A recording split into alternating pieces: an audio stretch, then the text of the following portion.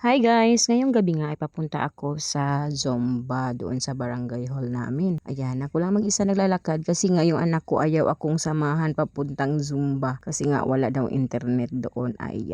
Kasi nga yung makakaasin niya, naglalaro sila ng internet, naglalaro sila sa cellphone. Pagkadating ko dito sa may kalsada talaga, nakita ko yung pulang yan. May traffic light na. Ay, gumagana yung traffic light namin dito. Ang saya naman. Bakit nga ba ako nasisiyahan pag may traffic light? Of course, sign of progress yan ng isang lugar. Kaya ayan, magandang tingnan 'di ba yung lights. Dito pagpagilid na ako dito, nalito pa ako kung kailangan ko bang tumingin sa traffic light pag papuntang right side. Siguro hindi na 'di ba kasi nga may ano naman may mga sinasabi naman minsan na safe yung right side. So, liko lang ako ng konti, bigla ko pang napansin na nung paliko na ako, may ambulansya palang padaan. Ayan o, ambulansya. Dito na ako natakot kasi ang dilim-dilim na ng daanan ko. Tapos dumating ako sa barangay hall lang mag-isa. Wala pang tao, wala pa yung mga kasama ko sa Zumba. Ay, ang dilim-dilim. Matakotin pa naman ako sa dilim.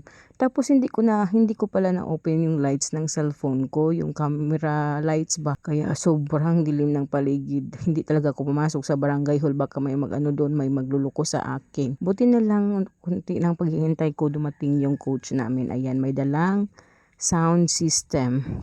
Kaya start na din agad ng Zumba. Kisi-kisi tayo, pasingot, papawis. Kailangan maging active kasi nga hindi na tayo bumabata. Kailangan nating sanayin ang tuhod at mga kasukasuan ng galaw-galaw. Kasi nga mahirap magkasakit, mahirap maging tumanda na maraming masasakit sa katawan. Ang goal ko talaga kasi is tumanda na hindi ng agakon ba, hindi inaalala yan. So yung kakayanin ko yung mga konting gawaing bahay, makapagsaing at the age of 70 siguro makapagsaing pa ako, makapagluto pa ako na mag-isa, kakayanin ko pang magbuhat ng tabo sa CR, makapag-CR mag-isa. Kaya ayan, hindi ko kailangan, ginugol ko talaga na hindi ko kailangan ng ibang tao at the age of 70.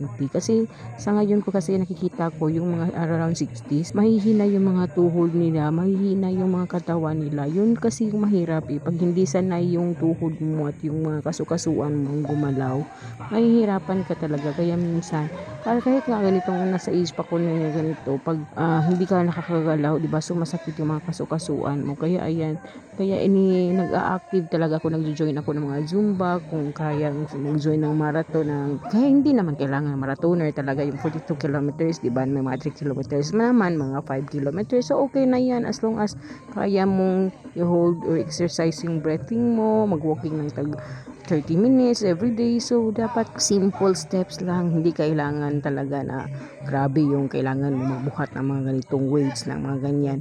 Of course, sabi nga nila, mas maigi yung may binubuhat kang weights kasi malaki din yung impact sa katawan. Pero kung hindi ka naman ganyan kalakas, kung ano lang kaya, di ba? So kung kaya ng katawan mo, ay Diyos ko, kailangan magpaka-active. Mahirap magkasakit kasi. Mahirap na tumanda tayong nangailangan tayo palagi ng alalay. Paano na lang kung yung mga anak natin, may mga asawa na, tapos maiiwan tayo. Hindi natin alam yung panahon. So kailangan prepared tayo, active yung mga tuhod. So kami sa pagzumba naman kasi, may mga water break naman. So okay lang na hinay-hinay every Zumba session.